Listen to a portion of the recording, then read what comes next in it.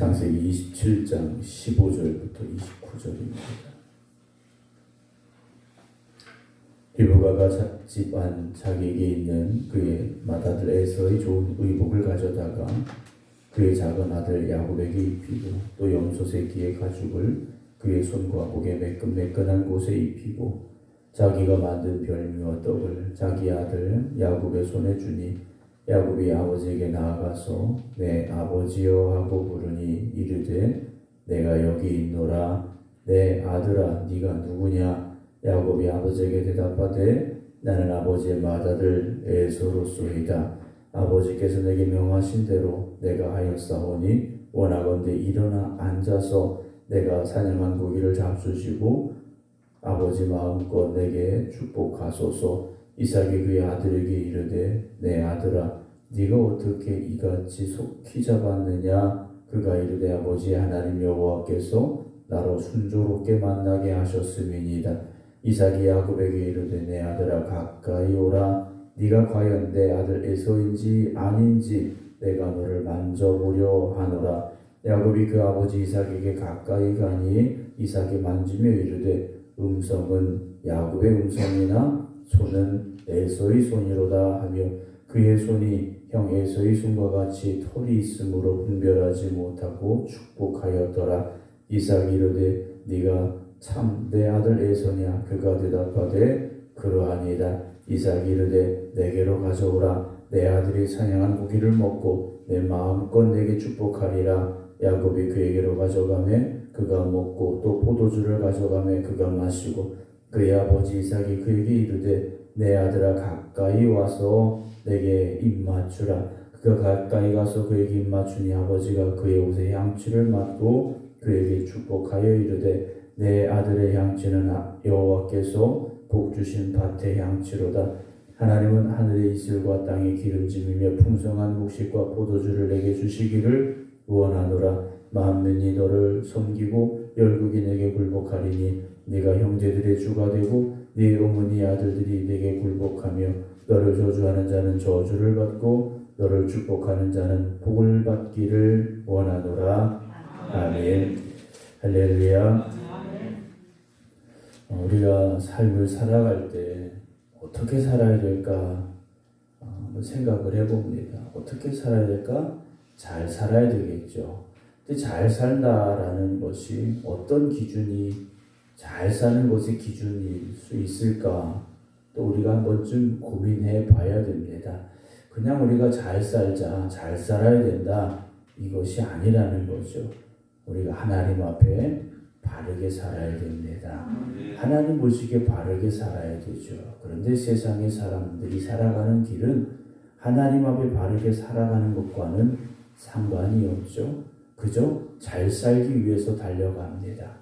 나에게 이익이 된다면, 내가 1등이 될 수 있다면 그것이 바르고 정직한 길이 아니라 할지라도 한 번쯤 눈 감고 그 길로 가려 할 때가 있다 하는 것이죠. 그럴 때 우리는 어떤 생각이 듭니까? 우리도 그렇게 살아야 될까라는 생각이 들어요. 세상 사람들이 좀 바르지 않게 또는 좀 정직하지 않게 살아가는 모습 속에서 오히려 그들이 더 성공하고 더 잘 되는 모습을 보면서 내가 좀 이렇게 사는 게 어리석은 건 아닐까? 내가 믿음으로 산다고 이렇게 애쓰고 노력하는 것이 그 사람들에게 자꾸 뒤처지고 있다면 그래 교회는 다니고 하나님 믿지만 가끔은 우리가 그런 사람들의 길을 우리도 가야 되지 않을까라는 그런 생각이 들어올 때가 있다 하는 것이죠. 그러나 우리가 세상을 살면서 정말 믿음 안에서 잘 살아야 됩니다. 세상 사람들처럼 잘 사는 것이 아니라 믿음 안에서 잘 살아야 되죠. 오늘 야곱은 아버지 이삭을 속여서 장자의 축복을 받아내는 장면이 기록이 되어집니다. 사실 야곱의 입장에서 보면 자기가 장자의 축복을 받을 수 있는 방법이 없습니다. 어머니 뱃속에 다시 들어갔다 나오지 않는 이상 자기가 형이 될 수 있는 길은 없다라는 거죠. 그럼 방법은 무엇입니까? 앞이 잘 보이지 않는 아버지 이삭을 속이는 방법밖에 없다라는 거죠. 욕심이지 않습니까? 내가 장자가 되고 싶은 욕심이에요. 욕심은 사실 누구에게나 생길 수 있습니다. 저에게도 여러분들에게도 욕심이 생길 수는 있어요. 그런데 그 욕심이 그냥 나도 이랬으면 좋겠다라는 그런 마음에서 끝나야 되는데 그것이 간절함이 되고 욕망이 되기 시작하면 그게 어디로 갑니까? 죄가 된다라는 거죠. 욕심은 우리 안에 생길 수 있습니다. 그러나 욕심은 우리가 다스릴 수 있어야 되죠. 그런데 우리가 다스리지 못하고 그 욕심이 점점 커지기 시작해서 욕망이 돼버리고 그것이 죄로 나가기 시작하면 걷잡을 수 없이 된다는 거죠. 왜냐? 죄는 또 다른 죄를 낳게 되어 있습니다. 오늘 말씀을 봅니다. 15절 리브가가 자기 집 안 자기에게 있는 그의 맏아들 에서의 좋은 의복을 가져다가 성경 분명히 맏아들 에서라고 말합니다. 하지만 이미 야곱과 그의 어머니는 자기들의 생각 속에서는 야곱이 장자인 겁니다. 그래서 어떻게 합니까? 에서의 좋은 의복을 가져다가 야곱에게 입힙니다. 그리고 16절 또 염소 새끼의 가죽을 그의 손과 목에 매끈매끈한 곳에 입혔습니다. 왜냐? 형 에서는 털이 많은 사람이었습니다. 그래서 털이 없는 야곱과 비교될 수밖에 없는 상황이죠. 그런데 그의 몸에 붙인 게 뭡니까? 염소 새끼의 가죽이에요.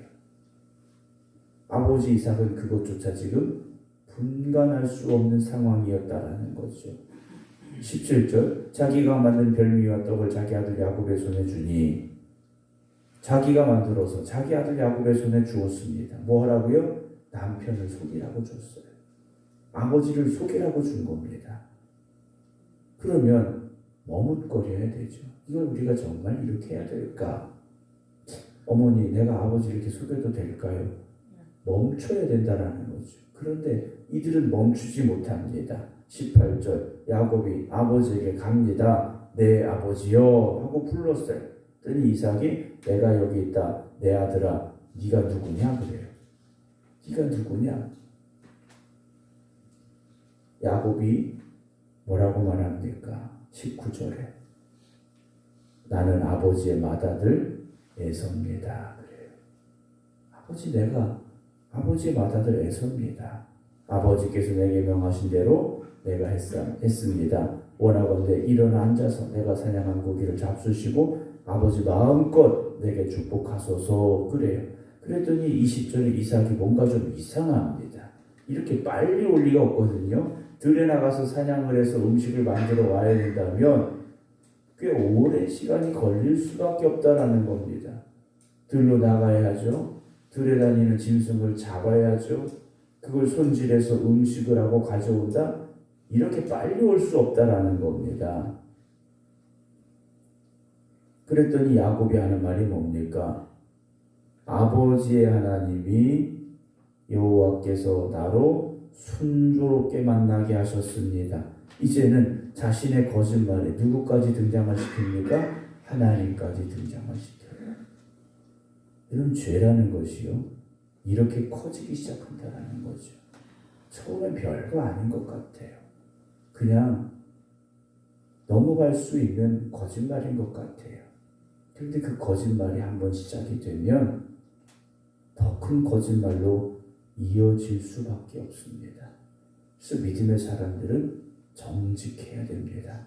당장은 내가 손해를 볼지라도, 당장은 내가 좀 다른 사람들에게 너 왜 그랬어? 라는 그런 말을 들을 수 있을지라도 정직해야 됩니다.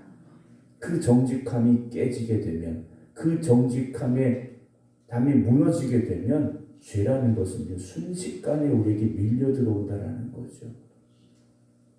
어떤 일이 벌어집니까? 21절 이삭이 야곱에게 이르되 내 아들아 가까이 와라. 이삭이 그래도요 믿지 못하겠는 거야. 여러분 이게 얼마나 안타까운 현실입니까?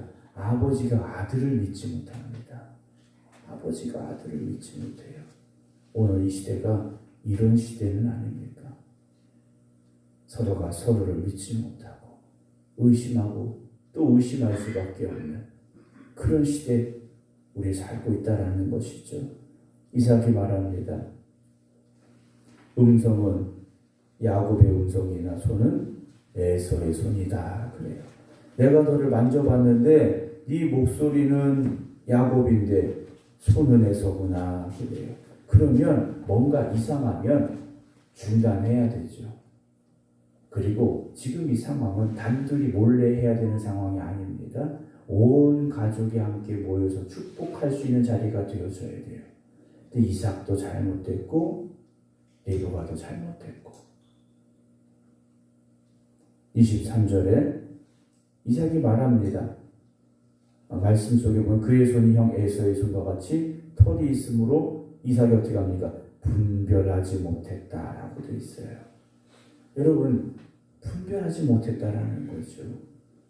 이미 이삭도요 육신의 눈도 어두워졌고 영적인 눈도 어두워지고 말았다라는 겁니다. 24절에 또다시 물어요. 네가 참 내 아들이냐 그래요. 네가 진짜 내 아들 에서냐? 그가 대답하되 그렇습니다 그래요. 25절 이삭이 말합니다. 그럼 내게로 가져와라. 내 아들이 사냥한 고기를 먹고 내 마음껏 내게 축복하리라. 야곱이 그에게로 가져가매 그가 먹고 또 포도주를 가져가매 그가 마시고 그의 아버지 이삭이 그에게 이르되 내 아들아 가까이 와서 내게 입맞춰라 그래요.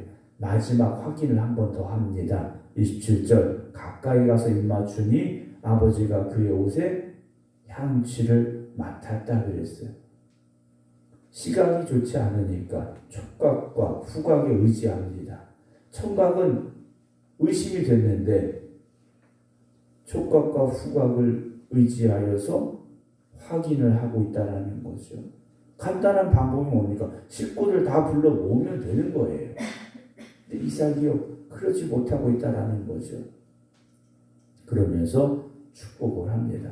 내 아들의 향취는 여호와께서 복주신 밭의 향취로다. 하나님은 하늘의 이슬과 땅의 기름짐이 풍성한 곡식과 포도주를 내게 주시길 원하노라. 만민이로 섬기고 열국이 너를 굴복하리니 네가 형제들의 주가 되고 네 어머니 아들들이 네게 굴복하며 너를 저주하는 자는 저주를 받고 너를 축복하는 자는 복을 받기를 원하노라. 참 좋은 축복이죠. 그런데 야곱이 축복을 받았습니다. 그런데 이삭은 누구에게 축복했습니까? 에서에게 축복했죠. 복은 이삭이 주는 게 아니지 않습니까? 아버지가 주는 게 아니에요. 물론 아버지가 가지고 있던 재산을 유산으로 물려받는 축복은 받을 수 있겠죠. 그러나 진짜 축복 그리고 앞으로 허락하실 그 축복은 하나님이 주셔야 된다는 겁니다. 야곱이 물론 하나님이 약속하신 장자였고 그가 믿음의 계보를 이어가는 사람이 됩니다. 그런데 그 과정을 이제 우리가 말씀을 통해서 보게 됩니다만 쉽지 않았지 않습니까? 야곱이 진짜 장자이자 축복을 이어받을 사람이 되기까지 그가 쉽지 않은 여정을 살아가게 됨을 우리가 앞으로 말씀을 통해서 보게 된다는 것이죠. 때로는 믿음의 길이 조금 더딘 길처럼 보일 수 있습니다. 믿음의 길이 조금 돌아가는 길처럼 보일 수 있습니다. 믿음의 길이 세상 사람들 보기에는 어리석은 길처럼 보일 수 있습니다. 그러나 우리는 그 길로 가야 됩니다. 그 길로 오늘도 한 걸음 한 걸음 나가시기 바랍니다. 그래서 하나님이 주시는 진짜 축복을 누릴 수 있는 저와 여러분들이 되기를 주님의 이름으로 축원합니다. 기도하겠습니다. 하나님께서 저희들을 사랑하시고 그 사랑은 변함이 없음을 우리가 확신하며 의지함으로 살아가게 하여 주시옵소서. 그러나 순간순간 우리의 마음속에 세상 사람들을 바라보게 되고 그들을 바라보며 우리가 걸어가는 이 믿음의 길에 대해서 의심할 때가 있습니다. 때로는 세상 사람들처럼 조금 쉽게, 세상 사람들처럼 조금 편하게, 세상 사람들처럼 조금 나에게 이익이 되게 살고자 하는 욕심이 우리에게 찾아올 때가 있습니다.